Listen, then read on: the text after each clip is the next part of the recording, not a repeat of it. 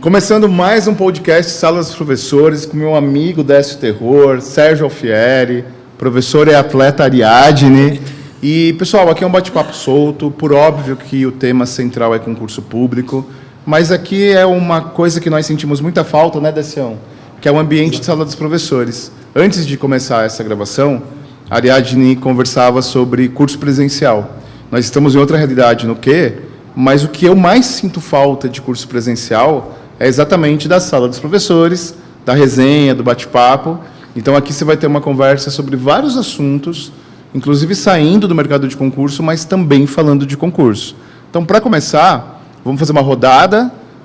Nós podemos começar pelo Décio, Alfieri e Ariadne, brevemente se apresentando, e eu já vou aqui fazer um desafio para vocês, vou pôr vocês na fogueira, ao vivaço, que é o seguinte, e eu não vou fazer porque eu estou no host aqui. Vocês conseguem pensar numa situação, algum aluno, algum relato, que vocês pensam, pô, vale a pena dar aula para concurso? Isso me impactou, meus olhos soaram. Eu tenho um rapidinho, bem breve.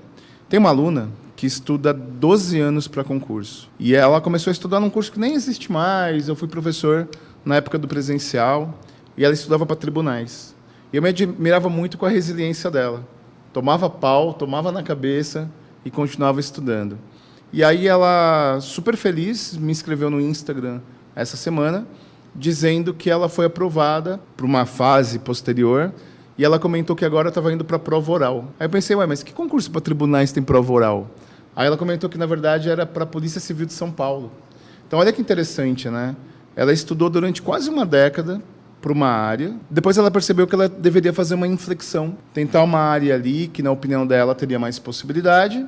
Está aprovada para inscrivã da Polícia Civil de São Paulo, e ela disse que essa aprovação vai ser um motivador para ela continuar estudando até o cargo que ela quer, que é de analista para a TRT.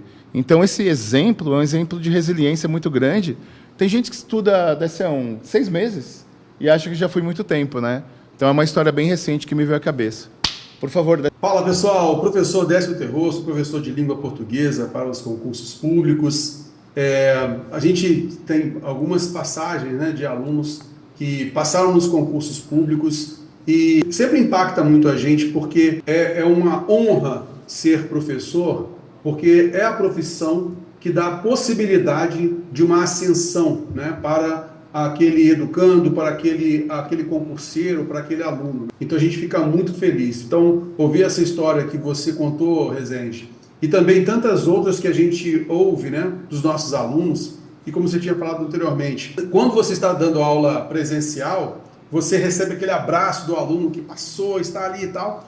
E hoje em dia o que a gente recebe, né, um direct no Instagram e tal, ou às vezes um áudio no WhatsApp e tudo. Então a vontade de dar, só sinto falta disso mesmo. A possibilidade de abraçar o aluno depois que ele recebe a aprovação, né? E isso aí é algo que agora, como as aulas são online, fica somente mesmo nas mensagens das redes sociais.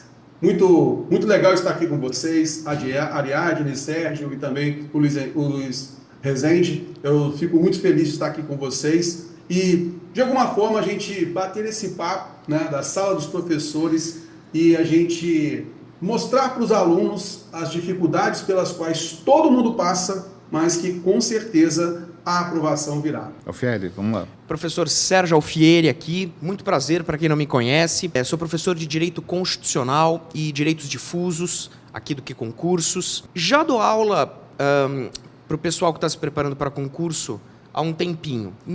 Durante essa trajetória, uma coisa que eu pude perceber é que realmente a docência ela não é fácil, não é uma profissão fácil. Às vezes a gente fica um pouco desanimado, principalmente com aquela famosa pergunta, mas você só dá aula? Você não trabalha?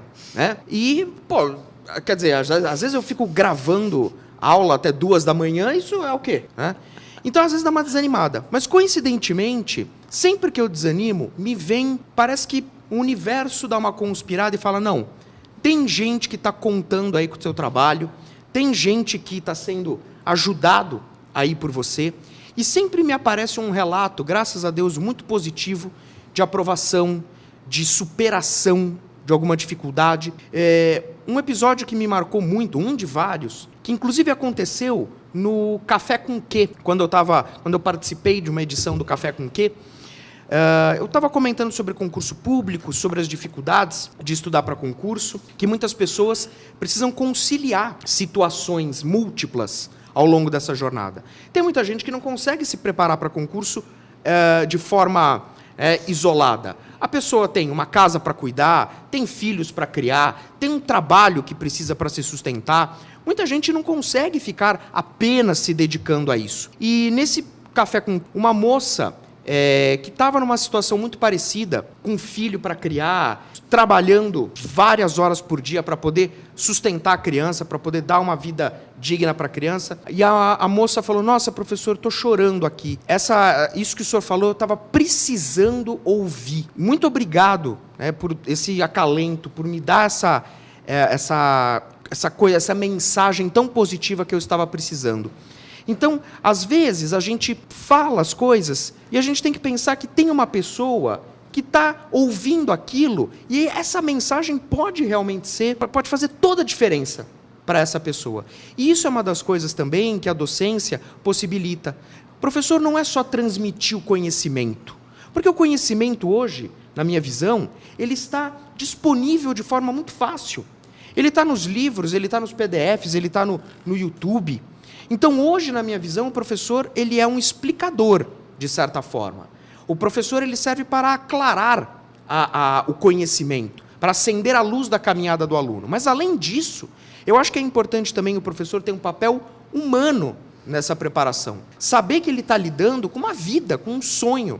E saber, muitas vezes, ter a sensibilidade de passar uma mensagem positiva e ajudar aquela pessoa que está nessa caminhada. Ariadne. Fala, pessoal. Professora Ariadne, sou professora de Direito do Trabalho, às vezes de processo do trabalho também aqui no QE. E, nossa, eu ouvi vocês falando aqui, professores, eu já tive alguns directs, 10 mais ou menos assim, só nesse semestre, de gente com mensagens se automotivando. Eu achei muito legal.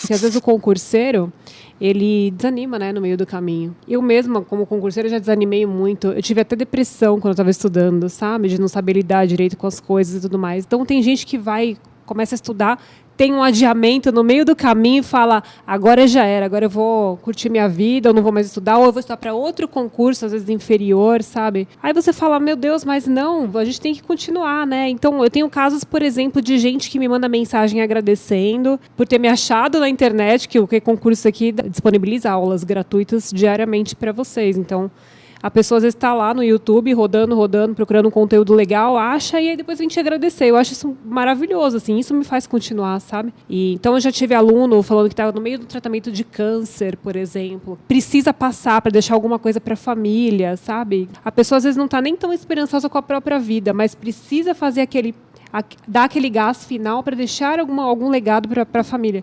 Outros que algum membro da família está com esse problema, sabe? Já recebi também mensagens assim.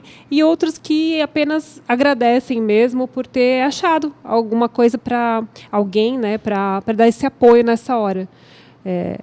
Principalmente no momento em que a gente está mais desmotivado mesmo. Às vezes a gente, como professor, fala, nossa, hoje eu estou cansado e tal. Aí vem um aluno e fala assim, pô, professor, achei uma aula mó legal sua. Tal. Você fala, pô, então tá bom, então vamos continuar, vamos sorrir, vamos colar um sorriso no rosto e vamos embora, né? Então, eu acho que isso me motiva demais, principalmente quando o nosso trabalho aí começa a dar resultado, né, gente? O aluno vem, passa e agradece. Tem uma aluna agora que tomou posse no TRT lá no Paraná, TRT que eu, inclusive, passei também no TRT 9, né, do Paraná, e está continuando estudando aí para a FT. Maravilha.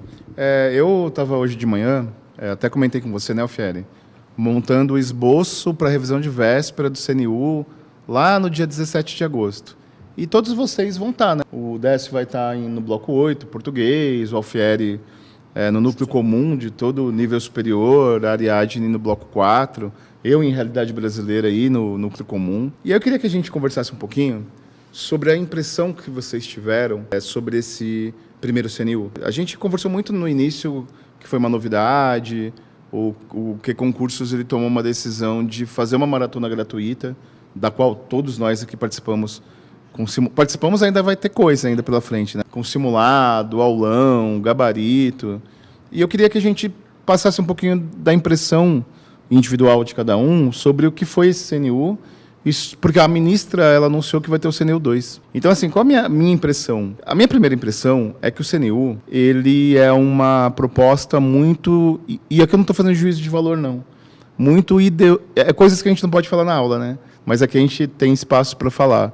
Ele é muito ideologizado. Então, me ajuda aí. Existe essa palavra? Acho que sim, né? Por quê? Porque ele parte de uma premissa que a abordagem humanística, direitos humanos, política anti-racismo, anti-homofobia, anti-preconceito de povos originários é muito importante. E isso a gente não vê em concurso público, né? Vamos pegar o TJ, por exemplo, para fazer um paralelo. Decora normas da corregedoria, decora processo civil. E eu, em 13 anos que eu fui servidor público, eu vi muita gente que era um profissional ético, probo, reto, mas que não tinha vocação para o serviço público, da qual você não tem carreira, quer dizer, tem um plano de carreira, mas não tem sobreposição de cargo, e que você tem que trabalhar ali com quem tem uma necessidade premente do serviço público. Então, eu tenho um sentimento, sem entrar em discussões que não nos interessam aqui, que o CNU, eu gosto muito, eu prefiro um servidor público que... Eu não estou entrando na polêmica de não ter português, não. Eu estou entrando no aspecto geral humanístico. Eu prefiro muito mais um servidor público que tenha compreensão de questões sociais muito graves, de antidiscriminatória, de antipreconceito de orientação sexual, de compreensão de fragilidade social, do que alguém que tenha decorado o artigo 5º das normas da corregedoria. Mas eu desconfio que, dependendo da próxima eleição presidencial, se a gente tiver um presidente antagônico ao atual Lula, dificilmente vai continuar, porque tem essa marca de política de governo e tudo mais. Mas, pelo menos, a gente vai ter o segundo. Né? A ministra Esther anunciou que vai ter o segundo. Estava até especulando num vídeo que eu gravei aqui para o QC. INSS, MPU é difícil por conta da caracterização de concursos da área judiciária e de controle, mas, de repente, PF administrativa, PRF administrativa, minha opinião. E aí entra o que a Ariadne falou, né? No meio dessa novidade do CNU, veio a tragédia do Rio Grande do Sul. Estava todo mundo preparado para a revisão de véspera. Vai ter revisão de véspera? Não vai ter revisão de véspera? Então, minha opinião. A minha opinião, o meu sentimento, na verdade, é que não só os alunos, a gente também. Quem sobreviver a esse CNU vai sair com couro mais grosso. Porque, para nós, foi uma emoção. O Décio, ele, professor de português, abre os 8 editais, 7 editais os caras abolem a língua pátria. A Ariadne ficou lá coçando a cabeça. Peraí, direito do trabalho está desmontado, está desestruturado, está no meio de outros tópicos. Aquela parte de conhecimentos básicos, enfim, a realidade brasileira é uma matéria nova, que não existia, que é a conjunção de tudo. São 3 milhões de candidatos, 6 mil e poucas vagas. 3 milhões serão reprovados. Mas eu acho que, assim como foi no início do Enem, quem sobreviver e quem não desistir de prestar concurso vai sair tão fortalecido, tão calejado, tão preparado e aprendendo com erro, que vai estar muito mais forte para os próximos. É o sentimento, nesse momento, que eu tenho pré-prova. A prova pode ser um desastre, né, do ponto de vista conteudista. Mas, assim, do processo, eu acho que todo mundo cresceu bastante com o tamanho da novidade. Qual a impressão de vocês? Podemos continuar? Está livre, pessoal. O microfone é aberto aqui. Quem quiser falar. Eu vou falar, então. Vou começar. Então, eu senti muito isso que você falou, professor. Senti muito. Quando a gente estava naquela pegada da maratona, aula todo dia, não sei o quê, eu recebi, assim, meu inbox, sério, o meu direct, né? Não inbox, direct. Eu sou da outra época. É o Orkut, hein? Então, meu direct começava a bombar, ficava 200 por dia. Eu nunca tive isso, eu tenho pouquíssimos seguidores lá ainda, né? E aí ficava assim, 200, como vai ser, como vai ser? Teve o adiamento, caiu para 20 pessoas, sabe? Depois para 10. Agora é um ou outro que manda mensagem, assim, tirando dúvida. Então, essas poucas pessoas podem representar esse todo, né? Inclusive esse todo que está desistindo também, né? Então, é isso que você falou, é resiliência. Quem vai ficar nesse CNU e vai sobreviver, essas pessoas que não... que enxergam esse adiamento, enfim, esse hiato aí até a prova como uma simples pedrinha que eles estão escalando para passar, sabe? Passou, vai sair muito mais forte, mas não tenha dúvidas, ainda que eles reprovem na prova, sabe? Ainda que venha uma reprovação, mas eu tenho certeza que essas pessoas que estão persistindo sairão vencedores. Deção, Sérgio, está aberto aqui.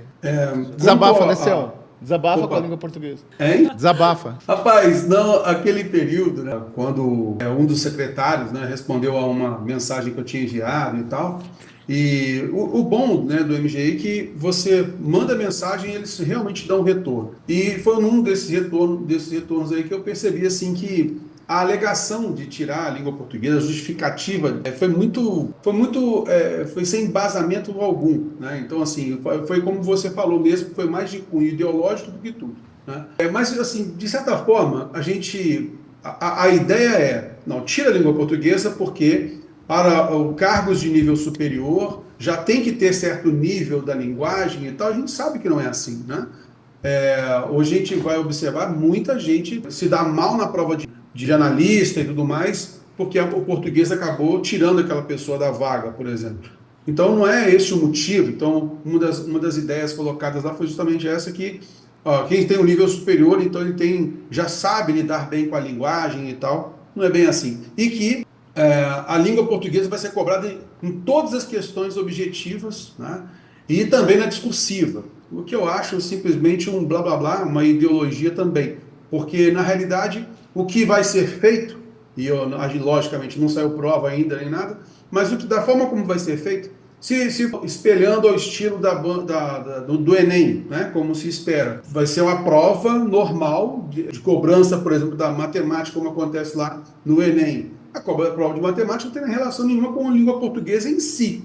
O fato de você ler não é simplesmente a cobrança da língua portuguesa. Então, a justificativa que não foi lá muito boa, mas a parte de discursiva, né? Então vai cobrar a linguagem na discursiva. Então, assim, a justificativa não foi legal, mas eu compreendo também que há muitos outros concursos que não têm língua portuguesa, não cobram língua portuguesa, e tem lá seus motivos e tal. Isso vai muito da escolha efetiva mesmo, da escolha do próprio órgão. Então, no caso, a ministra também estava relatando sobre isso, sobre as características, né, do servidor e tal. Bom, mas quanto a isso, cara, eu vou me isentar de mais argumentos, né, e de mais justificativas, porque eu acho que foi uma perda desnecessária, né? Mas o concurso em si, eu acredito que ele esteja indo para um bom caminho. Eu acho que ele iniciou com um bom caminho, fazendo justamente o que você falou. A realidade brasileira é algo necessário, há uma necessidade desse conhecimento. O núcleo comum dos demais blocos são elementos necessários, são disciplinas necessárias para o servidor de maneira geral. Então, eu acredito até mesmo pela própria diversidade, né, da necessidade da diversidade, a quantidade de divisões que a gente tem por vários cargos. Então, houve uma necessidade mesmo de fazer essa divisão e de repente tirar a língua portuguesa mesmo. A gente até entende isso, né? Mas eu acredito, cara, que as próximas edições, eu nem acredito que eles vão colocar a língua portuguesa para os concursos de nível superior, porque o que na realidade a gente vai perceber nos demais concursos é que a mudança é pouca, né? As próximas edições elas vão mudando pouco, aliás. Então a massa mesmo ela continua a mesma. Então eu acredito que não vai ter essa mudança de inserção da língua portuguesa e tal. Mas eu acredito sim que haverá aperfeiçoamento, conforme a necessidade dos demais cargos, demais órgãos também que vão ser inseridos também. Vai haver alguma peculiaridade aqui, outra ali, e eu acredito sim que haverá melhorias, né, nesse processo do CNU, né? Mas quanto a grandeza do concurso, eu já acho isso maravilhoso, né? Quanto à necessidade do estudo, do aprofundamento do estudo, que esse aluno, esse concurseiro agora, ele está passando por esse processo, E como você falou, é evidente para a gente, né, que realmente ele vai sair com uma bagagem muito melhor do que ele começou. E com detalhe, né, quem está estudando para o CNU, dos 3 milhões e pouco, né, muita gente está estudando também para o CNU, principalmente agora com esse adiamento e tal. Então muita gente também está estudando para o CNU, mas já estava estudando para outro cargo, outro órgão e tal, outro concurso, e acabou também entrando nessa seara do CNU. Então eu acredito que quem é esperto, está estudando para o CNU, ele não vai parar com o concurso. Ele vai dar continuidade no seu estudo para os demais concursos. Olha só, depois que saiu o concurso do CNU, quantos editais muito bons também saíram, juntamente com o CNU. Quantos editais estão para sair depois do concurso do CNU? Então, quem é esperto, quem tem a visão mais longa, vai perceber a necessidade de continuar se dedicando. Eu acho que isso é o mais importante. E aí, Alfieri, qual é o seu sentimento dos simulados, lives que você fez? Olha, eu vou tentar me controlar nas colocações. Especificamente para o CNU, primeiro, claro, eu acho que não só os alunos... Fica à vontade que o pessoal falou que pode ter barraco aqui. Ah, então agora já o caminho, eu já vou tomar outro caminho aqui. Porque, tudo bem, o CNU é uma novidade, não só os alunos estão ansiosos, mas nós, professores, também, a gente quer saber o que vem por aí. Né? Mas convenhamos, que edital foi esse? Porque no CNU eu tenho 2 disciplinas, basicamente, que eu fiquei encarregado. Direito constitucional e a parte ambiental. Direito constitucional eu não tenho grandes, assim, digamos, considerações. Faria, na minha opinião, um outro ajuste. Agora, direito ambiental foi o pior edital que eu já analisei na minha vida. Barraco. Porque era um quebra-cabeça. É como se eles tivessem pegado aquelas peças de Lego e jogado assim, vamos ver onde cai. Então caiu um pouco aqui, caiu um pouco ali, né? Então, a organização fez com que a primeira fase do concurso fosse decifrar o edital. Quem conseguisse decifrar o edital já saía na frente. Esse era o grande desafio. Então como o professor Rezende comentou, a gente tem agora essa notícia do CNU 2, né, que está para sair.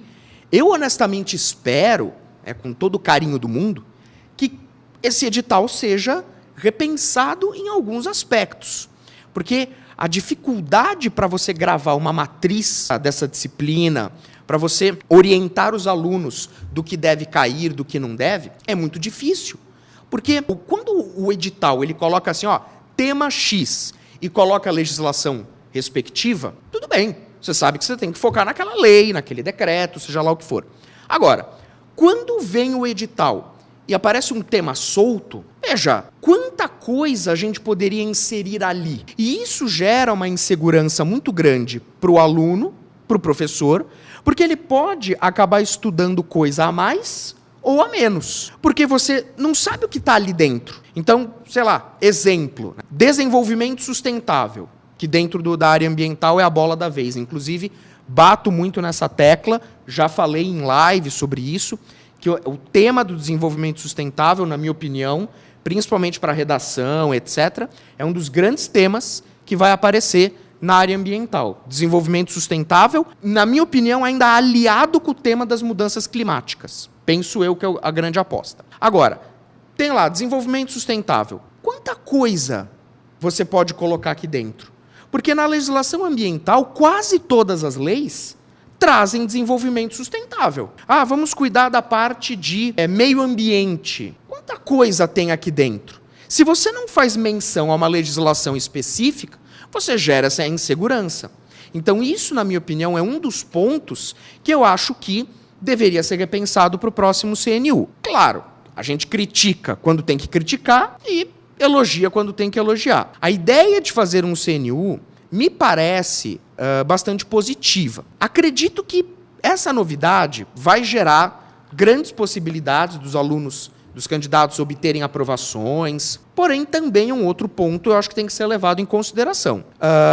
Quando a pessoa se inscreve para fazer o CNU, ela tem que escolher um bloco só. Ela não pode prestar mais de um bloco. Não sei, até gostaria de deixar essa provocação para os colegas se concordam.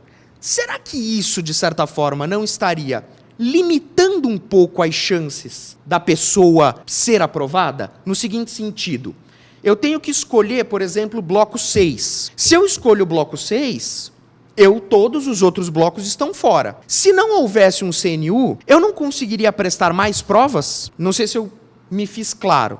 Se eu tenho que escolher um determinado bloco, eu abro mão dos outros. Você poderia prestar prova para 20 órgãos. Exatamente. Então, uma vez conversando com um colega professor, ele me soltou essa provocação. E eu fiquei quebrando a cabeça com isso. Então, eu pensei, olha, de certa forma, não sei o que vocês pensam sobre isso, mas me parece que há um fundo de razão. Eu tenho uma opinião muito clara sobre isso, e realmente é uma situação que é bastante polêmica, né? Concurso público não serve para empregabilidade. Concurso público serve para atender o interesse do Estado de ter os melhores servidores públicos para atender a população. Dito isso, quando você pensa em dividir em várias provas, você pensa na empregabilidade, na oportunidade de uma pessoa que quer um emprego, ela prestar várias provas. Agora, olhando para o ponto de vista prioritário do interesse público do servidor público, eu acho que quando você faz uma prova unificada, você força o vocacionamento. E aí, eu acho que isso está acima e antes do emprego. Concurso público não é para arrumar emprego. Isso é uma consequência. Então, por exemplo, quando você organiza um concurso público, o governo não tem a intenção de diminuir a taxa de desemprego, até porque são 6 mil pessoas num universo de 200 milhões de pessoas. Então, a função é a seguinte: como eu vou selecionar a pessoa mais preparada para o serviço público? Isso aconteceu na Polícia Civil também. Por que eles fazem agora escrivão e investigador ao mesmo tempo? Porque você força o vocacionamento. Verdade. A Ariadne, ela não se vê na rua com uma arma na cintura fazendo função de investigador. Eu vou prestar escrivã. Você se vê como escrivão. Se vê como policial na rua. Eu não vou prestar. Quando você tem as provas divididas, você incentiva todo mundo a prestar toda a prova e, muitas vezes, um concurso público que muda pouco, você é aprovado não pelo vocacionamento, mas porque você estudou muito aquela matéria. Então, não é uma opinião fechada, mas eu acho que isso me seduz um pouco, entendeu? Qual a prioridade? A prioridade é o melhor servidor público, não é a empregabilidade. É interessante essa outra visão. Né? Fala, Dessel. Posso abrir uma divergência? Claro. Ao mesmo tempo, eu concordo com o que você falou, Rezende, e também isso que o Alfieri falou realmente tem muito a ver. Olha só, se a gente for pensar, o que você mostrou, a questão do vocacionamento e tal, eu acho que isso é relevante e tal, mas acontece muito também o seguinte: quando você abre mais oportunidades e a pessoa vai se inscrever para diversos concursos, então é natural que você tenha mais inscritos naquele concurso que teve essa divisão, ok? Nessa forma como o Alfieri falou. Então, você tendo mais gente, realmente você faz aquela seleção ainda melhor, porque quando você faz uma prova em que há muito mais candidatos, a tendência é você realmente, pelo nível da prova e tal, você conseguir selecionar os melhores. Eles estão mais compatíveis para aquele cargo pela prova que fizeram. Por quê? O vocacionamento, se a gente for levar realmente ao pé da letra, nós teríamos várias outras etapas para saber se realmente aquela pessoa ela é apta para aquele cargo, até mesmo na questão psicológica. E quando você abriu lá para 3 milhões, aí nós temos 8 blocos. E a pessoa vai ter que decidir um ou outro. Às vezes, o que acontece muito nos concursos regionais também, você diminui a concorrência. E ao diminuir a concorrência, às vezes a pessoa passou com uma nota bem mais baixa do que nós teríamos uma nota muito mais alta, uma pessoa muito mais apta para aquele cargo. Mesmo que às vezes a pessoa entrou no cargo como um concurso escada, não gosta daquele cargo, mas a pessoa está mais apta àquele cargo pela nota que ela tirou. Isso, logicamente, numa seleção de uma visão bem objetiva, né, digamos assim. E a questão do vocacionamento, eu acredito que entra muito também numa relação de uma seleção mais apurada, com outras etapas afunilando isso para realmente saber se a pessoa está apta àquilo, entendeu? Mas abri a divergência aqui, mas eu sei também que mas eu acho que a palavra não é... Mas eu acho, Dessel, que a gente vai ter que fazer um outro podcast pós-CNU. Porque com a prova na mão e com o tema da redação, com a prova, com o percentual de pessoas que não prestaram a prova porque desistiram por conta do adiamento, nós Sim. vamos ter mais dados para esse debate. Né? Queria aproveitar e mudar um pouquinho de assunto e pedir uma opinião honesta de uma coisa que me angustia muito. A gente sabe muito bem que depois da pandemia, a questão da saúde mental, do foco, do equilíbrio é o tema do momento. Né? A ansiedade que as pessoas têm por não largarem esse aparelhinho aqui. Enfim, nem preciso discorrer muito nisso, porque se fala muito nisso. Né? E eu vejo muito aluno ansioso e muito aluno psicologicamente fora do seu ponto de equilíbrio, e eu me afetei nisso em prova. Então, não vou ficar aqui contando porque é muito longa a história, mas eu prestei concurso muito vocacionado para a área de políticas públicas educacionais. E teve concurso que eu estava tão tenso, tão nervoso, cara, que eu emburreci na hora da prova. Eu sabia o conteúdo, eu dominava o conteúdo, eu emburreci, eu não entendi nada. E eu vejo muito aluno me escrevendo, a Ariadne comentou sobre como que você falou antes do direct, scrap do Orkut. Então, muita gente escrevendo, comentando isso. Que estava tensa, que estava nervosa. Porque, vamos ser sinceros, né, pessoal? A pessoa dedica meses ou anos. Dedica grana. Ela dedica o seu tempo, que é o bem mais valioso que a gente tem. Meu irmão, chega na hora da prova, é difícil. Nossa, eu e o Décio, que somos um pouco mais antigos que vocês dois, cara, às vezes você tem situações na vida que você acha que você está preparado, é difícil segurar ali o equilíbrio emocional, né? Então, vocês têm percebido isso dos alunos? Essa angústia de saúde mental, de equilíbrio, de foco? É difícil, né? A gente dar uma dica, porque o que serve para mim não serve para você, não serve para o Décio, não serve para a Ariadne. Mas, como exemplo, ele pode servir como um paralelo. O concurso que eu fui aprovado, eu queria muito ele para trabalhar nos Centros Educacionais Unificados, em São Paulo, que eu trabalhei por 13 anos. E, cara, chegou ali na véspera da prova, eu estava bem preparado, mas eu estava num nível de tensão que a minha mãe, que é a pessoa que eu mais amo na vida, me deu bom dia. Bom dia por quê? Bom dia. E eu percebi que eu não estava legal. Então eu falei, quer saber? Sabadão, antes da prova. Para quem é de São Paulo conhece, né? Tem o Casebrão, meu irmão. Fui no Casebrão, depois pesquisa aí, Décio. É do rock and roll. Lá no Casebrão tinha um vinho. Olha isso, depois você corta, tá bom? Tinha um vinho de 10 conto. Eu tomei 2 garrafas, fiquei mais louco que o Bozo. Mas eu encontrei o meu lugar comum. Eu acordei bem, acordei relaxado, com um pouquinho de dor de cabeça. E aí não é um sentimento de agora já era, mas foi um sentimento de tá bom. Então, peraí, não importa se é igreja, não importa se são os amigos, não importa... Enfim, né, eu não vou ficar aqui ditando regra.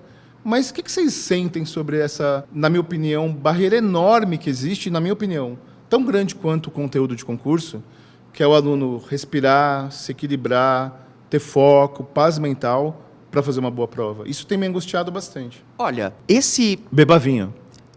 Beba vinho.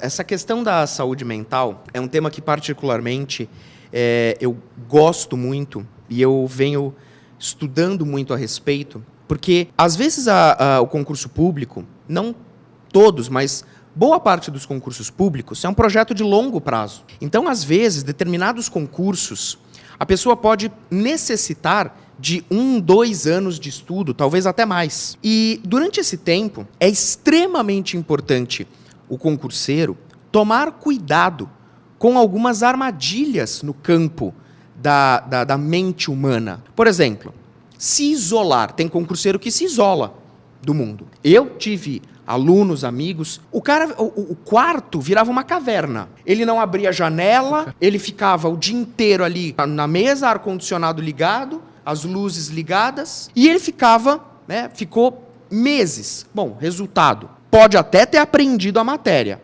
mas desenvolveu depressão, desenvolveu ansiedade, fobia social. E aí, uma pessoa dessa passa na prova. Sabe com o que vai gastar o primeiro salário? Com remédio, com médico. Isso se recuperando. Então, o concurseiro, ele não pode pôr a saúde dele em risco. Você tem que ter perseverança, você tem que ter garra, você tem que ter resiliência? Tem, mas existe um limite que a pessoa precisa tomar cuidado. Outro problema envolvendo a saúde mental do concurseiro que me deixa muito preocupado. Hoje em dia, nós estamos tendo uma verdadeira epidemia de concurseiros fazendo uso de remédios para aumentar concentração, né?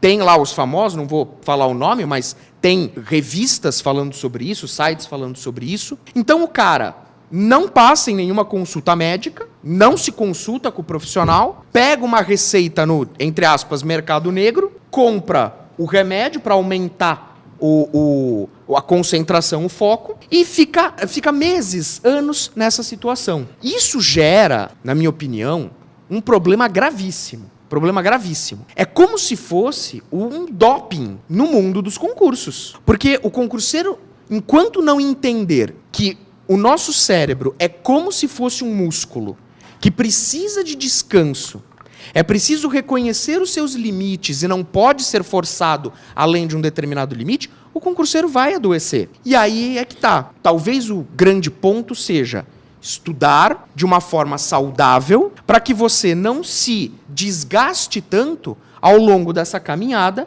que às vezes é muito longa. Às vezes o aluno ouve a gente falando isso e fala assim, imagina, é porque ele não estuda mais, porque agora ele dá aula, ele não sabe o que eu estou passando aqui. Então, você acha que eu vou perder tempo indo para academia ou andar meia hora por dia? Eu vou perder minha vaga se eu fizer isso. Quantas vezes já não... Eu passei por isso. Eu queria fazer um esporte, mas aí eu tinha muitos colegas concurseiros, porque no começo eu não me isolei numa caverna, fui me isolar depois. Aí eu desenvolvi todas essas coisas que você falou. Para mim foi muito grave isso, ficou horrível. Mas eu queria, ele falou assim, não, mas se você for 1 hora por dia, o cara que tá lá vai estudar mais que você e vai passar na sua frente. Aí eu comecei a bitolar, foi o começo da bitola, sabe, da minha vida. Então, aí eu fui me afundando, falei, agora eu não posso mais falar com ninguém, agora eu preciso de silêncio absoluto, sabe? Fui para minha casa e saí de onde eu estava, que inclusive aqui o Damásio, fui para minha casa, falei, agora ninguém me para, ninguém enche o saco, me fechei no quarto, comecei a desenvolver ansiedade, mas não é aquela ansiedade que você fala, ai, tô ansioso, meu coração tá disparado, não, eu tinha uns arrepios na coluna, assim, que pegava até a cabeça e eu ficava tonta, era desse nível. Aí eu fui pro médico, o médico falou, olha, você tem todos os requisitos aí para ter desenvolvido uma depressão. Você só não está se sentindo pior porque você está fazendo exercício. Porque eu me recusei a parar, sabe? Porque eu literalmente estava morrendo, gente. Não é assim não, a vida não é isso não. A vida vai acontecer além de você, além do que você quer. Então, você tem que pensar que a sua cabeça não vai funcionar sem o seu corpo, primeiro de tudo. Né? Você precisa do seu corpinho inteiro e sadio para ter uma mente sadia também. Então, eu ainda recebo mensagem de gente falando... Outro dia eu postei, que o professor ficou brincando aqui que eu sou atleta, né? Mas eu postei, eu estou precisando fazer mesmo, porque é problema médico. Né? Postei lá na academia para incentivar os alunos a fazerem. E a menina falou assim para mim, um beijo, Bia. Ela falou assim para mim, professora, eu morro de vergonha de ir na academia. Eu falei, você devia ter vergonha de não ir à academia. Porque, gente, e essa menina que passou aí no TRT9 e tá pensando se vai fazer o CNU ou não. Eu falei, como assim pensando? Você tem que fazer o CNU, gente.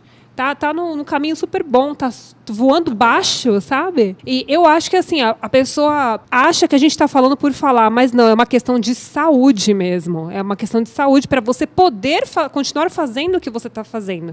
Sem o seu corpo, a sua mente não vai funcionar. Essa é a minha humilde opinião e uma opinião de quem já passou por esse problema. Então, é isso. E aí, Décio? Rapaz, foi interessante, né? Cada um foi buscando um eixo, né, desse tema. Eu queria abrir ainda nessa relação, mas no eixo família, sabe? A questão psicológica, ela acaba se assentando mais tendo o apoio da família. Então, eu tenho conversado muito com os alunos, eu gosto muito de ouvir e tal, muita gente manda pra gente mensagens pelo direct e tal, e muita gente, assim, às vezes tem problemas de convivência familiar por conta do estudo. Às vezes não sente que a família está apoiando o seu estudo. Então, normalmente, às vezes os amigos também, né, não apoiam esse estudo. Não é que não apoiam, não, você não vai fazer esse concurso, não é isso não. Mas é que quando você fala que você está estudando para um concurso público, você sente uma certa antipatia para essa ação, porque as pessoas sabem que você vai ficar distante e tal. Nesses casos, né, que você percebe que às vezes a família ou os amigos também não estão te dando um apoio, eu acho que é muito importante a conversa, principalmente o cônjuge, né? Então, marido, mulher e tal, conversando um com o outro, pedindo apoio e mostrando que isso é importante para a família. Então a gente não estuda para um só, né? A gente estuda para melhorar as condições de vida da família, né? Então, tendo a oportunidade sempre de conversar, eu sei que também, e eu vivi isso, minha filha novinha e tal, sempre me chamava para poder brincar e tal, E eu me lembro muitas vezes, cara, que eu estava estudando, aí tinha aquele momento, assim, não, agora eu não posso deixar de ir lá. Então eu vou parar onde eu estava aqui, e aí eu vou ficar com ela até a hora dela dormir, depois eu volto e continuo estudando. Justamente porque é para dar esse apoio, né? Essa rede de apoio que há, todo estudante, todo concurseiro, ele tem uma rede de apoio. Mesmo que ele ache que não tenha, mas ele tem uma rede de apoio. E eu acho que conseguir juntar essas pontas, sabe? Então, conversar com a família, as pessoas que estão em casa, entender a necessidade do estudo, do seu estudo. Entender a necessidade de não fazer tanto barulho para que essa pessoa tenha condições de estudar. Entender que essa pessoa, às vezes, nos finais de semana, não vai poder ir para um churrasco aqui, um churrasco ali, mas hoje, vendo por outro ângulo, sempre que você puder, saia, vá para o churrasco, se divirta e volte. E volte continuando o seu estudo e tal. Mas sempre procure se abrir para as pessoas próximas de você, que você está num momento tenso da sua vida, porque na realidade é isso. O concurseiro está sempre tenso. É uma briga nossa com o tempo. É exatamente isso. Então, se abrir com as pessoas que rodeiam você, para que vocês possam ter essa rede realmente de segurança, para que você possa realmente ter uma possibilidade de estudo. Que, de novo, a gente não estuda para a gente só, a gente estuda para a família. Então, é muito importante que a gente tenha essa rede de apoio familiar. Pessoal, eu queria propor um tema que tem a ver com isso que nós estamos conversando, mas dá um passinho à frente. Eu tenho 48 anos de idade, o Alfieri pensou que eu tivesse nascido em 70, mas foi quando meus pais se conheceram. E eu comecei a estudar para concurso em 2001, 2002. E apesar de ter internet, não tinha site para concurso, não tinha tanto material. E eu estudava num curso presencial e eu comprava apostila na banca de jornal. E eu comprava folha dirigida para pegar as questões. E eu lembro que quando tinha a apostila e o livro, aquilo valia ouro. Porque é um processo, acho que também que o Décio viveu. Porque era tão difícil ter conteúdo que você punha aquilo no pedestal e era seu ponto de apoio. E hoje, se sair o edital do ICMBio que nós estávamos conversando, o aluno pegar o edital, ele vai encontrar 1 milhão de apostilas na internet. Ele vai encontrar 1 milhão de aulas na internet.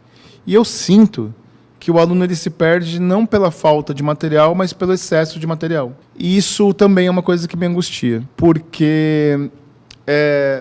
E por que eu falei que tem a ver, né? Porque hoje em dia é muito fácil você fazer uma comparação de vida e a depressão tem muito a ver com o uso exacerbado de redes sociais.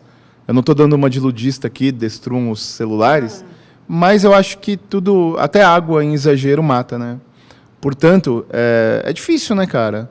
Você vê todo dia comparação com o outro, que é difícil você manter a saúde mental. E essa facilidade de acesso a conteúdo faz com que os alunos eles virem meio acumuladores. Sabe aquele programa na TV paga? Às vezes o aluno tem tanta coisa que ele não sabe o que estudar. E eu tenho uma opinião muito clara sobre isso.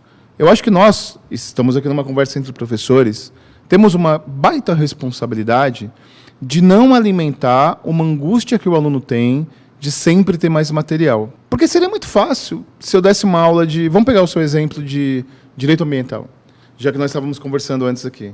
Cara, eu tenho certeza que se você pegar todo o acúmulo teu de questões ambientais, você vai ter 1000 páginas. E se você der para o aluno, ele vai se satisfazer inicialmente. Pô, olha qual volume que eu tenho aqui. Porque nós somos acostumados com o quantitativo. TCC encadernado, tese de doutorado encadernada, porque isso é academia. E quando a gente vem para concurso público, a gente começa a acumular. E aí o professor, alguns se aproveitam disso para lotar de conteúdo o aluno e se descomprometer. Dei minha aula aqui de 1 hora, tem meu material aí de 80 páginas, está tudo aí. E isso, na minha opinião, é transferir a responsabilidade que é nossa para o aluno. É fácil eu dar um evento... hoje eu tenho 17 horas, uma aula de administração para o CNU. Tema super denso. Eu poderia disponibilizar 500 páginas autorais e dizer, tá tudo aí. Aí eu dou uma aulinha lá de meia hora, do tema mais legal, e me descomprometo porque está ali. Mas o que o aluno espera, o que você espera, é que a gente filtre, que a gente tenha o material já concentrado. Então a pergunta é, o excesso de material, e o professor às vezes incentivar o excesso de material, até com uma preocupação honesta de dizer eu vou alimentar tudo. Eu acho que depois encontra boa preparação. Porque o que nós temos que fazer, e por que o aluno assiste um podcast do quê e estuda com o quê, é justamente esperar que a gente filtre. Como que vocês veem essa cultura de facilidade de acesso a material aqui? E como esse excesso de material, ele contribui para que você tenha o erro, não da falta de material, mas do excesso? Se eu estudo para concurso, tudo que eu quero é que a Ariadne filtre como educadora e como profissional da matéria dela aquilo que ela acha que cai. Se é para mim filtrar, eu não vou precisar dela. Então, qual a opinião de vocês sobre isso? Eu super concordo, tanto é que os materiais que eu produzo para os alunos já vêm bem mastigadinhos, sabe? Gente, é esse ponto aqui. Até recebo no direct também, professora, você é muito objetiva, às vezes até demais. Então, assim, eu prefiro que a pessoa tenha o que realmente eu vejo caindo em concurso, do que ficar lendo 200 mil doutrinas, até porque é errado, né? É um erro. Você fala assim, e eu sempre falo, você quer ler doutrina? Então você escolhe uma, e descarta o resto. Não vai ser muito diferente, sabe? É uma posição ou outra que vai mudar, né? Então, escolhe um material de um curso e vai por aquilo. Mas, assim, claro que o aluno tem que ter confiança no curso que ele está contratando também. Então, aí cabe a nós, professores, dar o melhor conteúdo para o aluno, né? Então, eu sempre... Se você for estudar por resumos, então pega o resumo da sua aula que você escolheu, do curso que você escolheu e dos professores que você confia. E aí você está num bom caminho. E aí, o que vocês acham? O Fieri, Deção, está aberto aí. Cara, isso aí, eu acho que isso faz parte da minha rotina. Eu, de vez em quando, cara, tenho alguns duelos comigo, sabe? E você bateu realmente num ponto que isso me incomoda muito, assim. Isso me agita e me incomoda muito. Toda vez que eu entro aqui nesse estúdio, eu fico sempre pensando o seguinte, cara, qual é a forma que eu tenho de transmitir aquele assunto sem que esse aluno perca tempo, porque a gente tem que considerar que esse aluno ele está trabalhando o dia inteiro, ele chega a casa, tem a família para poder dar atenção e tem que ter o tempo dele para poder estudar. E eu às vezes eu vejo assim, poxa, mas esse conteúdo aqui ele ficou grande, poxa, mas daqui não dá para espremer mais. E sabe o que eu tenho feito muito, cara? É assim, eu vou dar uma aula, por exemplo, para Banca VUNESP, por exemplo, e a Banca VUNESP concordância. Então, para que eu possa fazer a melhor aula possível, e o que eu tenho feito? Eu vou ao site do QC, eu sempre usei, né, o site do QC. Então eu já filtro ali todas as questões de concordância da Banca VUNESP e eu sempre dou uma olhada nas regras afins. Então aquelas regras ali realmente são aquelas que eu deixei já disponíveis, que eu vou comentar na minha aula, porque muitas vezes, e é natural, muita gente pensar assim, poxa, não tem diferença de bancas, não tem diferença. Se você sabe português, você vai enfrentar bem a banca. A realidade não é esta. Pode ser que em outras matérias isso pode acontecer, mas, sinceramente, em português não é a mesma coisa. Então, às vezes, tem conteúdo gramatical que uma banca cobra de um jeito e outra banca cobra de outro jeito. Então, como lecionar para um aluno e mostrar para ele, olha, esta banca cobra assim. Então, se você não fizer um bom filtro com as questões, com aquilo que realmente a banca cobra, você pode, de repente, ter pensado em resumir aquilo para o aluno e tal, mas deixar de inserir uma regra muito importante que pode causar para ele um problema. Então, eu vivo isso hoje, nessa semana agora, eu estou aqui quebrando a cabeça sobre justamente as classes de palavras. Classes de palavras são 10 as classes de palavras. E, de repente, e normalmente os editais colocam assim, classe de palavras. Aí a pessoa fala, poxa, mas só esse tema clássico, não, são 10. E cada aula, ela é muito extensa. Então, poxa, mas vamos lá. Mas o que realmente tem da banca, por exemplo, vou colocar aqui Banca VUNESP, tá? Da Banca VUNESP, o que realmente ela já cobrou em classe de palavras? Então, antes de eu fazer uma aula, cara, eu estou sempre revisitando as questões para ter certeza de que o que a banca cobra é desse jeito aqui, desse jeito ali. Porque se a gente for realmente colocar tudo na profundidade gramatical e tal, o aluno vai estudar em excesso. Ele vai até ter todos os conteúdos e tal, mas ele vai estudar em excesso. Qual é o problema dele estudar em excesso? É que ele não vai conseguir chegar ao final do conteúdo até o dia da prova. E a gente também tem que pensar nisso, né? Mas foi muito boa a sua colocação, Rezende. E é o Fieri? Hoje em dia a gente tem uma fartura de material, né, à disposição do aluno. Eu acredito que, assim, a jornada de preparação do concurso, ela tem que ser guiada, baseada em alguns pontos, como a questão da vocação, como a questão do cargo, né? E eu acho que o aluno, às vezes por falta de foco, ele acaba se perdendo diante dessa vastidão de materiais que a gente tem hoje. Às vezes, quantidade não é qualidade. Então, você não tem que pegar, eu tenho... Olha, vou pegar um exemplo da minha área de constitucional, por exemplo. Eu tenho aqui um material sobre direitos sociais. Aí ele está conversando com outro colega, olha, eu tenho um outro PDF de direitos sociais, também muito bom. Aí ele vai juntando, vai acumulando, né? Como você falou, vai acumulando. Chega uma hora que ele olha para aquela pilha de livro, de papel, de PDF, ele não sabe o que fazer com aquilo. Dá um desespero, porque ele não sabe aonde começar, não sabe o que fazer. Então, eu acredito que o aluno, o candidato, pode fazer ajustes na sua preparação. Quando eu digo ajustes, às vezes mudança de cargo, né? Eu estava prestando para a área bancária, vi que não era muito minha praia, mudei para a área fiscal. Beleza. Claro, você não pode ficar atirando para todo lado, aí também não.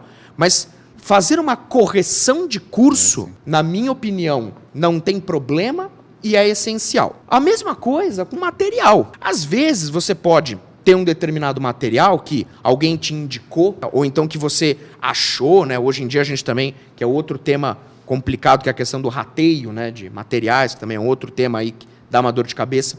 O aluno pegou aquele material, começou a ler aquela coisa toda, mas não se identificou com o linguajar. Aí não é uma crítica, mas parece, eu já tive, antes de ser professor, tive inúmeros professores. Alguns professores parecem que têm prazer em complicar mais o assunto. Eu não sei exatamente por quê, mas eu tive professores que, não sei se por uma questão de status, uma questão de ego, não sei, parecia que quanto mais assim complicado ele falasse, quanto mais complicado ele expusesse o tema, mais ele se sentia bem. E aí, uma falta de didática. E aí eu olhava para aquilo, eu falava...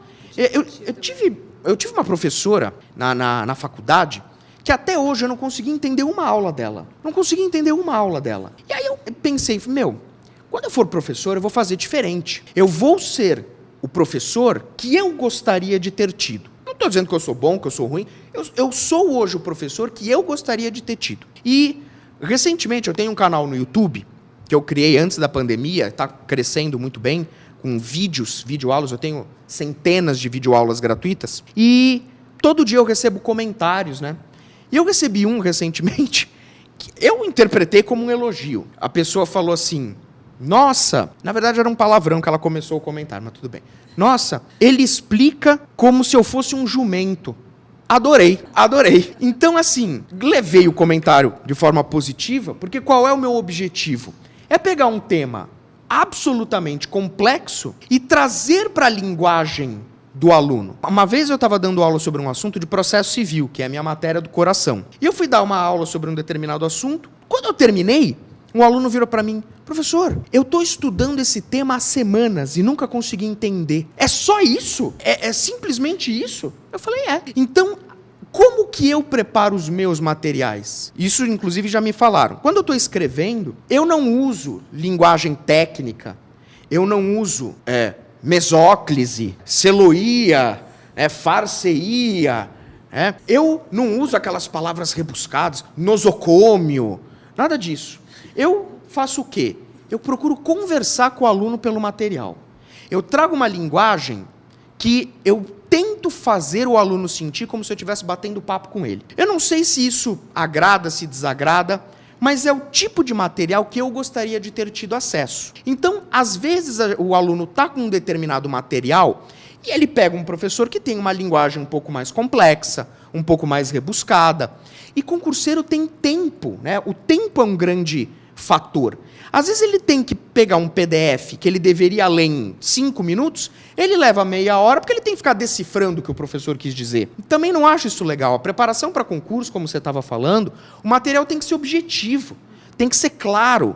Não é momento de você ficar divagando e nem demonstrando o seu conhecimento. Deixe isso para a parte acadêmica, na minha humilde opinião.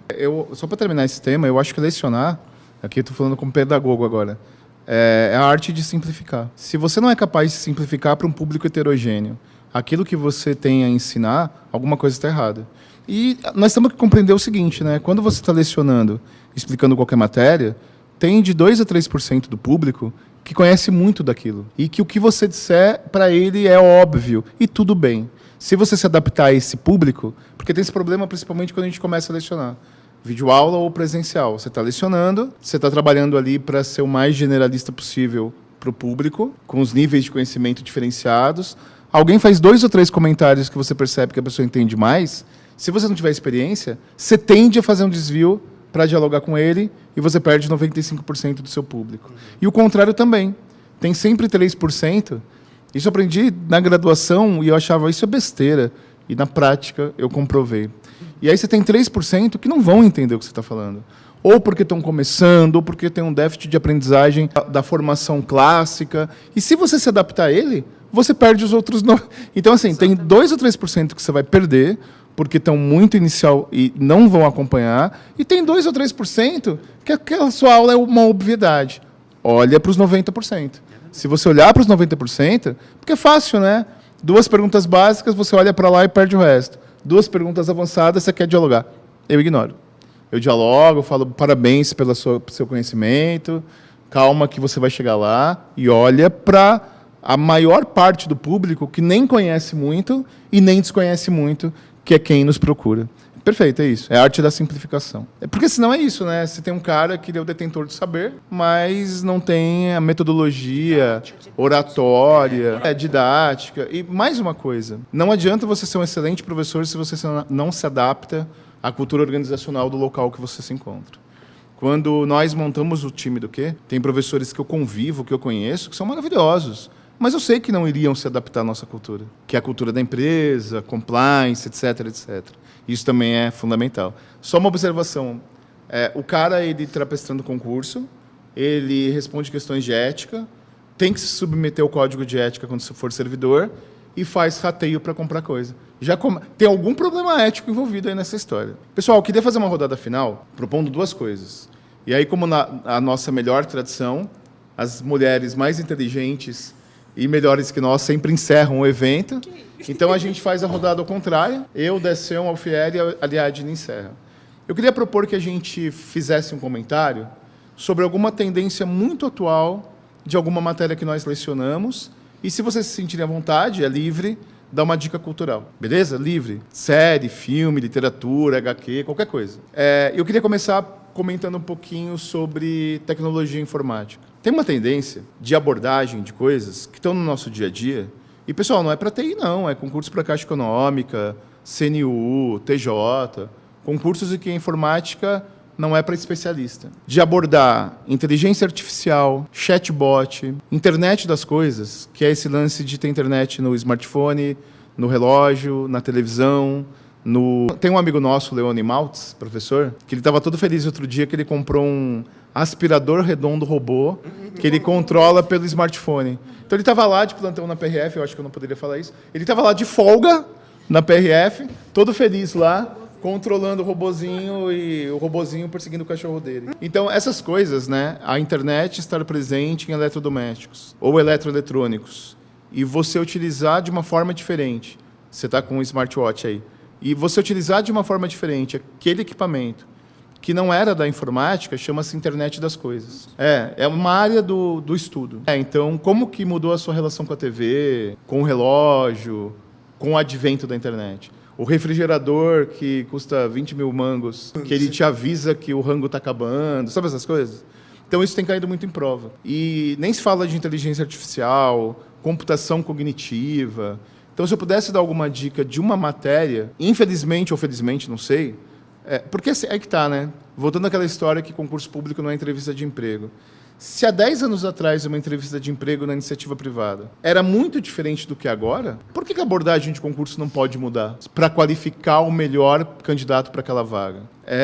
Então não é mais Word, Excel, PowerPoint, internet e segurança. Isso cai.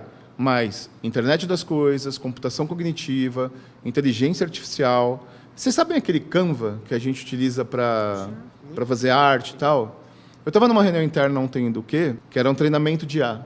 E alguém comentou assim, agora tem uma ferramenta gratuita de geração de imagens por IA. Você estava na reunião ontem de IA? Então, o Pedro acho que falou, né, de imagem e tal. Então, aí eu vi que o Canva, ele tem uma ferramenta de IA, que é muito melhor que qualquer outra. Eu esqueci de falar, porque eu estava tirando sarro sei lá do que na hora, e ao invés de falar uma coisa útil, eu tirei sarro do cara que falou que fez no Campeonato do Flamengo. Mas é incrível. Se você dá um comando pro Canva de IA, a imagem que ele gera é muito parecida com o que você quer.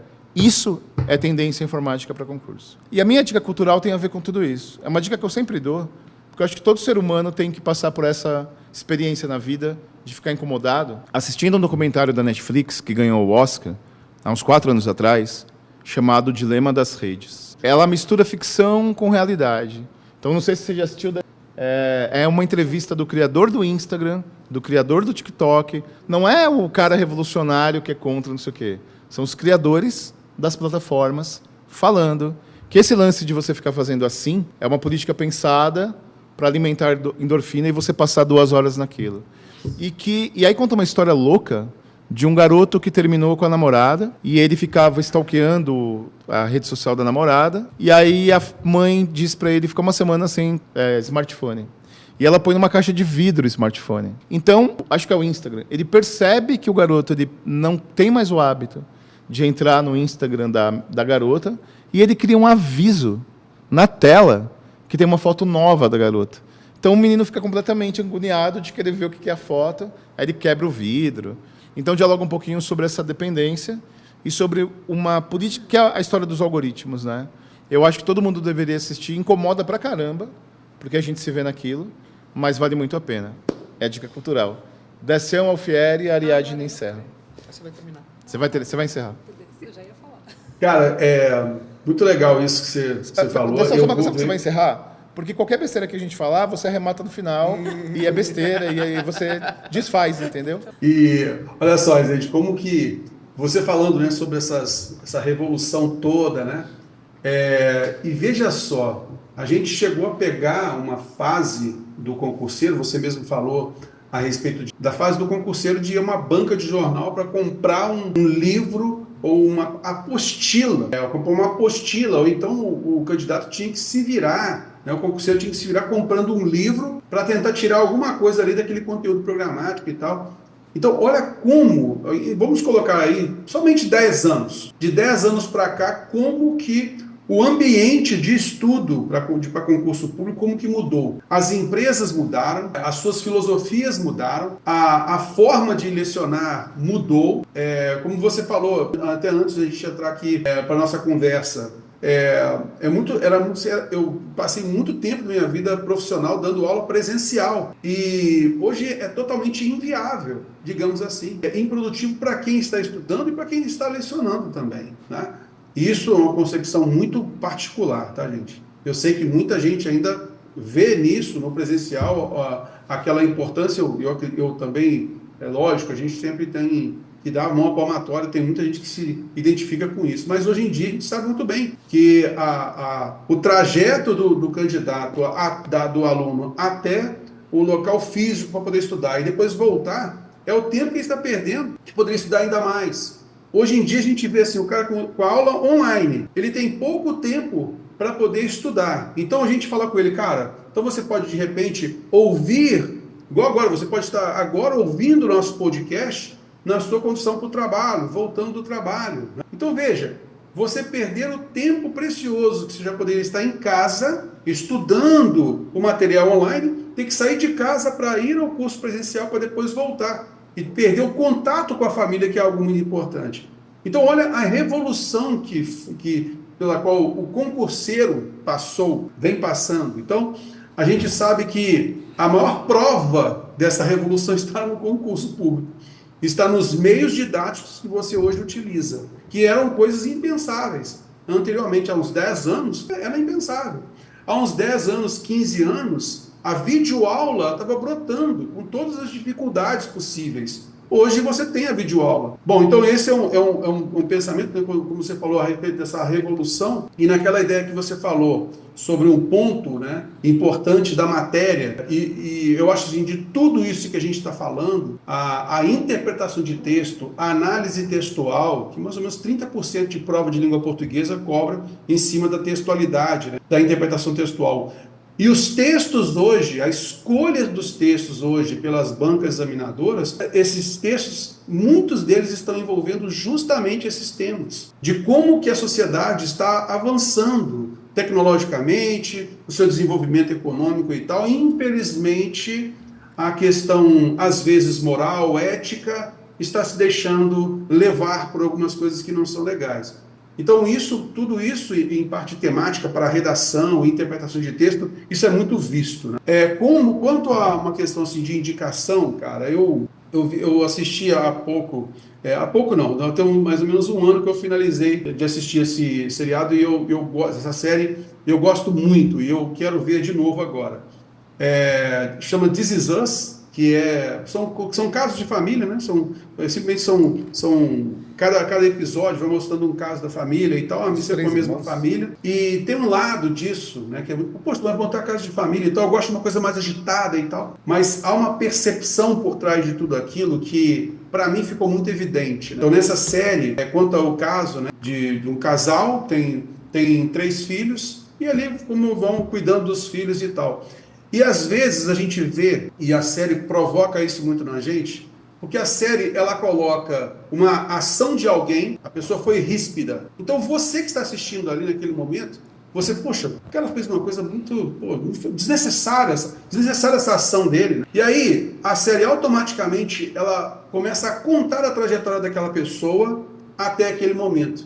E aí você começa a perceber a trajetória dessa pessoa, tudo pelo qual ela passou, para naquele momento ela acabar tomando uma decisão de uma forma ríspida, agressiva e tal. Não que você concorde com a ação daquela pessoa, mas você entende. E a partir do momento, isso para mim marcou muito, a partir do momento que você começa a entender o lado da outra pessoa, você começa a admitir certas coisas, admitir de uma forma de que você não acata, não concorda com aquilo, mas a nossa resposta a isso pode ser uma resposta mais amena. Então a gente procurar entender o lado do outro, mesmo que ele seja agressivo, mas saber entender o lado do outro. Eu acho que essa série é um ensinamento muito grande nessa perspectiva, e tantas outras coisas também são legais. Mas eu acho que é uma série de assistir com a família, né? Fica aí a dica.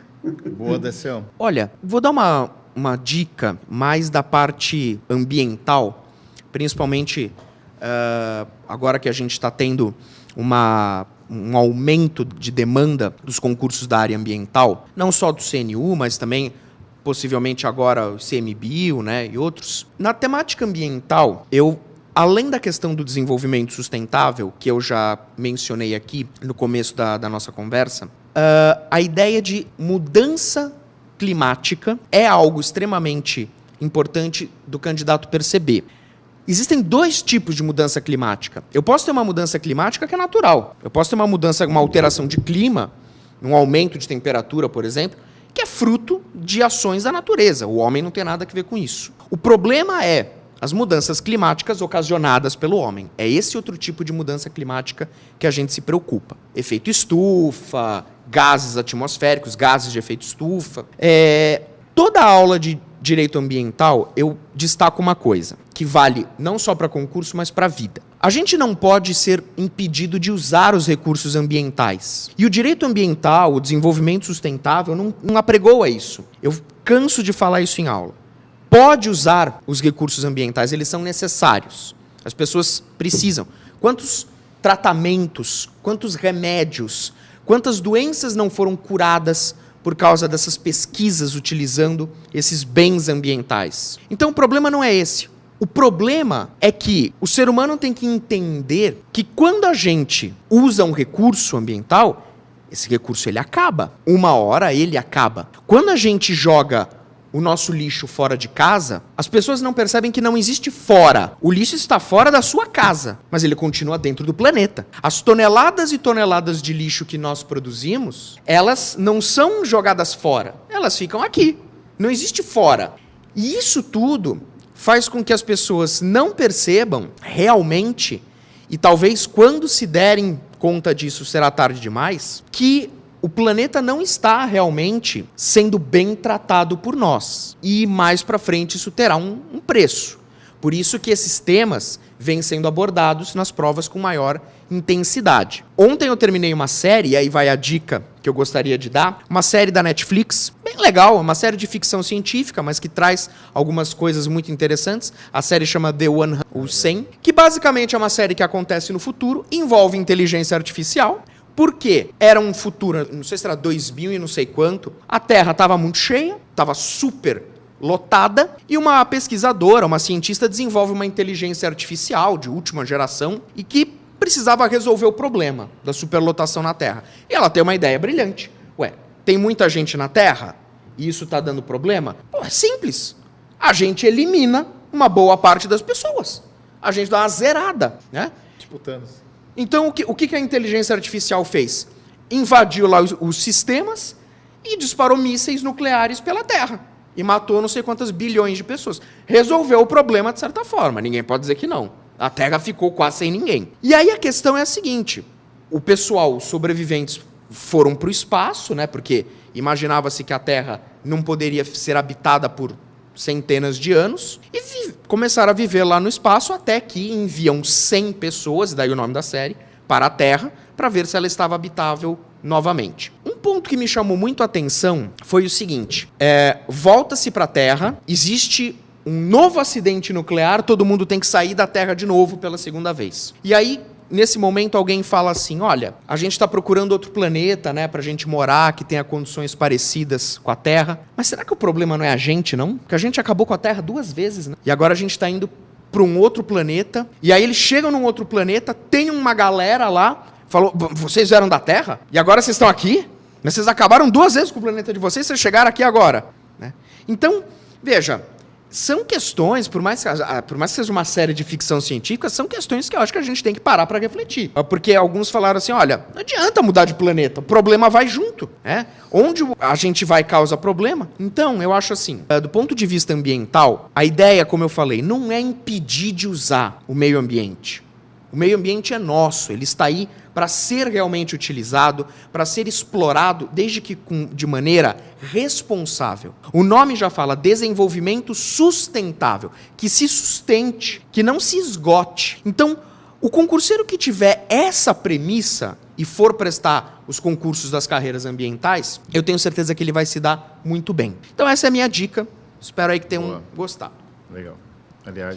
Só para arrematar aqui agora, aproveitar o gancho da inteligência artificial, acho que é uma tendência em prova, sim, e na trabalhista também, tá? Para quem está prestando concurso nessa área, pegar aí o exemplo da uberização no trabalho.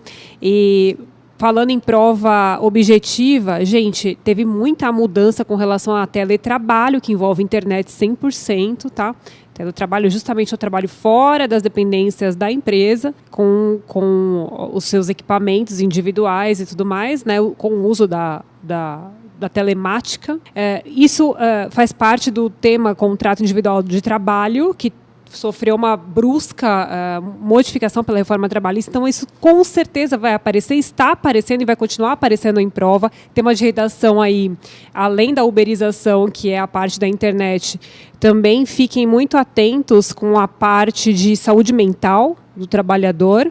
E, para isso, eu tenho uma indicação muito legal que eu vi no cinema recentemente, que é aquele filme Divertidamente. Não sei se vocês já viram. Gente, é muito bom esse filme. Não é filme para criança, é filme para adulto, gente. Pode parecer que é para criança, porque tem os bonequinhos. Mas, gente, é sensacional. Fala muito de emoções. E para vocês que estão prestando concurso público aí, que ficam nesse bitolamento generalizado, é bem legal vocês assistirem esse filme. Pega um tempinho do seu tempo, para um pouco para respirar e vai ver esse filme no cinema, de preferência. Saia da sua toca, vai para o cinema. Ele trata de todas as emoções, até... Esse último que saiu, esse é o 2, né? Tem o 1 e o 2. Assistam os 2, tomara que tenha o 3 logo, quando a menininha já fica adulta. E aí ela está começando a lidar com emoções diferentes e tudo mais. Ela guarda algumas num potinho e esquece que elas existem. É muito legal, gente, para fazer essa elucubração aí. E eu ia indicar um outro filme também para a parte trabalhista, mas não tem muito a ver com o trabalho. Na verdade, é mais o tema internet, que chama... Better Than Us. Vocês já viram? Gente, é muito bom. É assim, uma inteligência artificial super rebuscada. Na verdade, é um robô que eles traficam da China, sei lá de onde. Só que é extremamente perfeito. É uma mulher, né? Eles compram essa mulher para trabalhar na casa deles, assim, mas depois eu fui pesquisar, porque ela era tão perfeita que eu fui ver, né? Era uma modelo, acho que russa, sei lá o quê, que fez o papel da robô, assim, sabe? E ela é extremamente inteligente e vai desenvolvendo a inteligência dela conforme ela vai sendo usada na casa, sabe? Então, gente, é um pouco até bizarro, mas é muito bom, vale a pena ver também. Eu não sei o nome em português, melhor que nós, né? Seria a tradução. Mas se você digitar esse nome em inglês, vai aparecer.